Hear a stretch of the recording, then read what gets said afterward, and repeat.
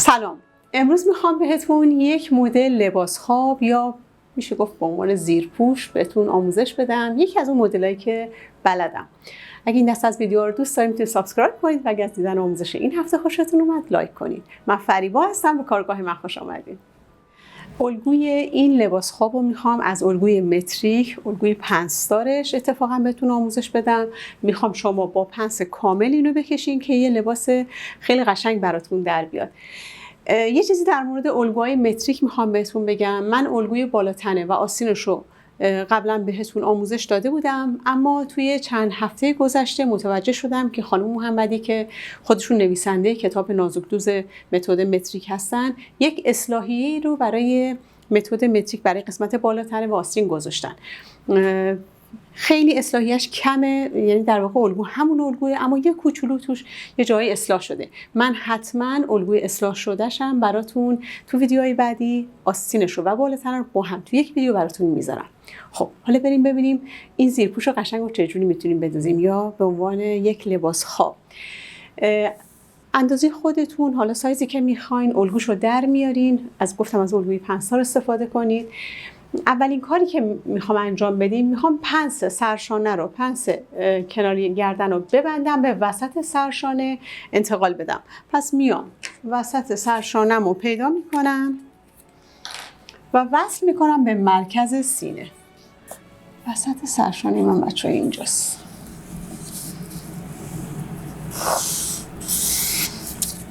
پس این در واقع الان قرار باز بشه و این یکی بسته بشه.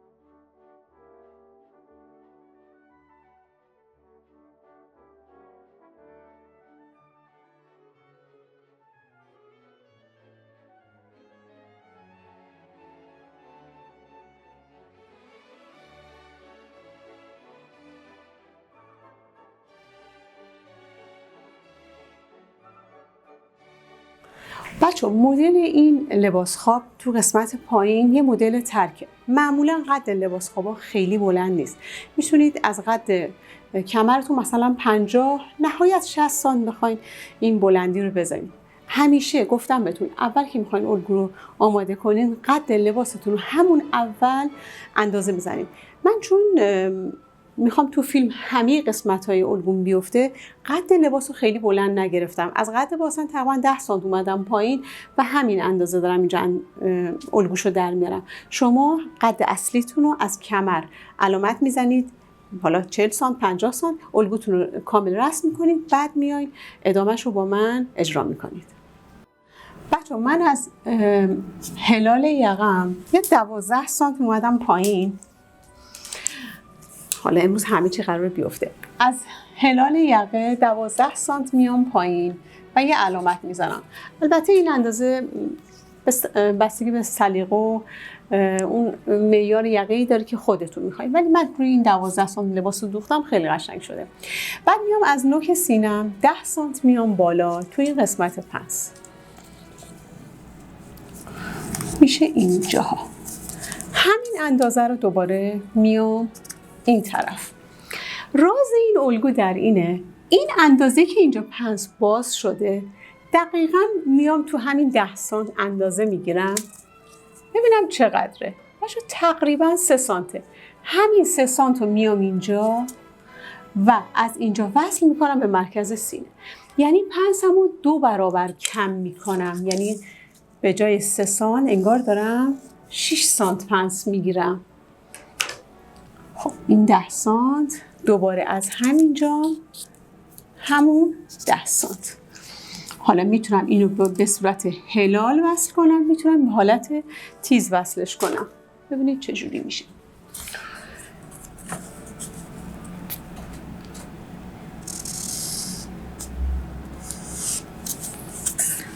و ادامش اینجا و این خط رو وصل میکنم به زیر حلقه آستینم.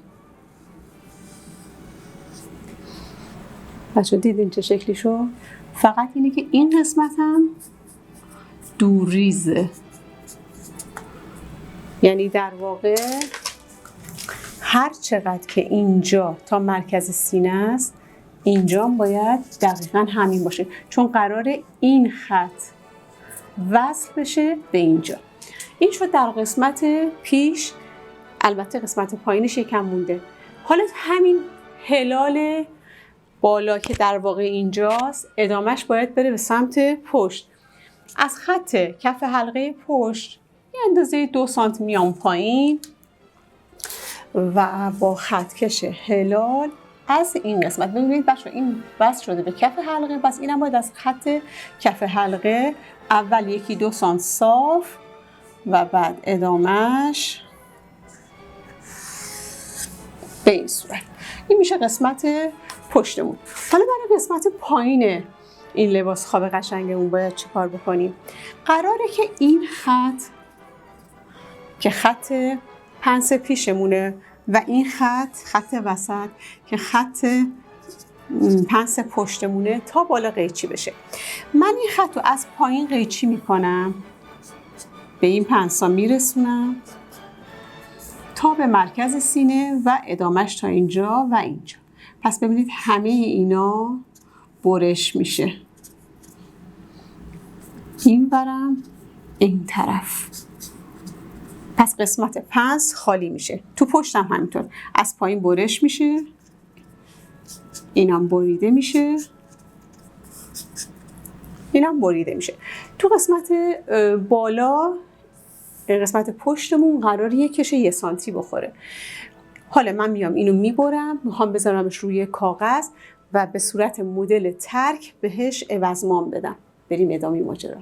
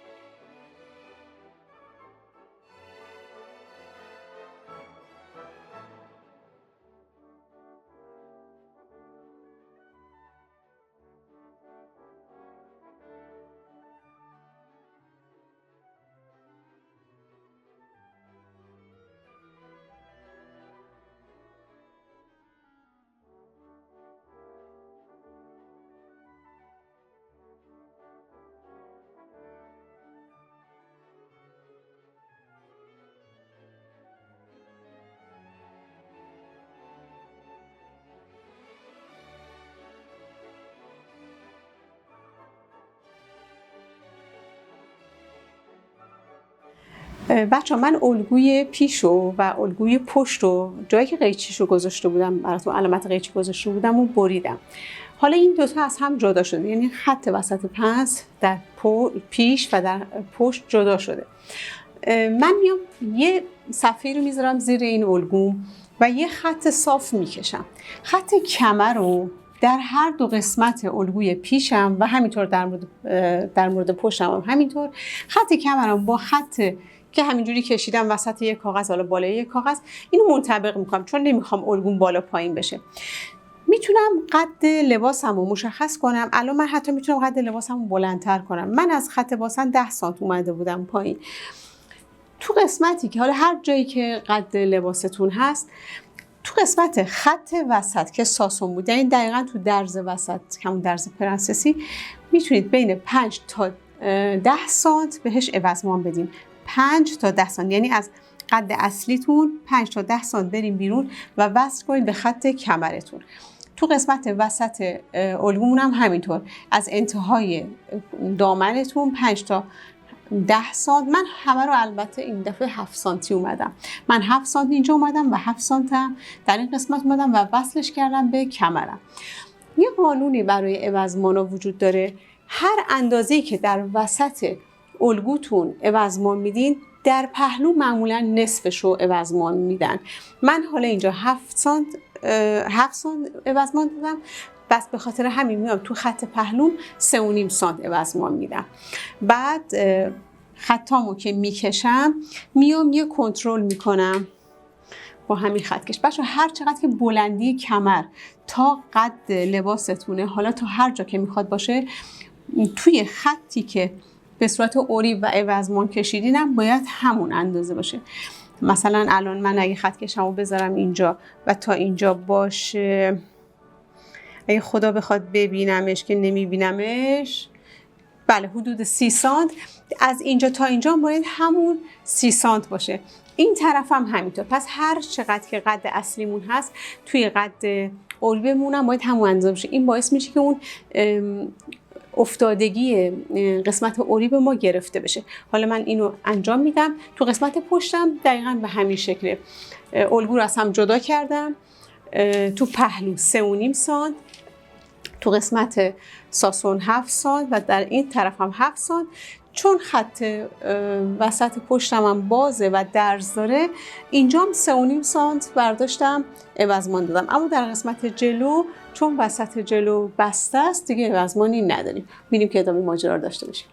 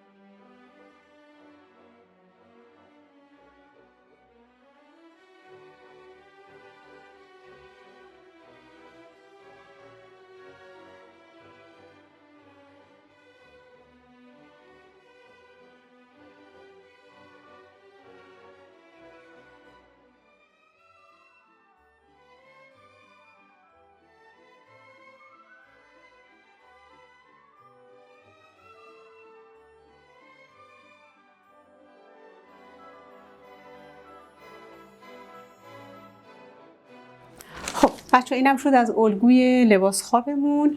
من همه نشونه ها رو روی الگو نوشتم. این نوشتم خط مرکزی پیش و پهلوها رو، خط مرکزی پشت رو، چون اگه ننویسم ممکنه که وسط کار واقعا گم کنم ندونم کجاست. این دوتا قسمتی که در از قسمت بالا جدا کرده بودیم باز نیاز داریم برای اینکه این لباس قرار بندی باشه. پس من بلندی قسمت پشت تا سرشانه و قسمت پیش تا سرشانه رو میخوام که ببینم اندازه‌ای که میخوام بند بهش وصل کنم چقدره. پشت این کار کش میخوره، یک کش 1 سانتی کوچیک میخوره و دوخت این لباس رو حتما براتون میذارم. یه نوار خیلی قشنگ میتونه بالای لباستون و یک نوار تقریبا 20 سانتی، نوار که نمیشه گفت، یه چین 20 سانتی هم میتونه برای پای لباستون داشته باشین که خیلی قشنگه. من خواستم قد لباس اول کوتاه‌تر بردارم برای اینکه تو فیلم خوب بیفته، ولی وقتی کاغذ چسبوندم دیدم که میتونم این کارو بکنم و قدش رو بلندتر کنم. از کمر حدودا 40 سانت بهش قد لباس دادم. شما هر اندازه‌ای که دوست دارید میتونید قد این لباس خواب قشنگتون رو اندازه کنید. مرسی که امروز همراه من بودین. تا دیدار دیگر، بدرود.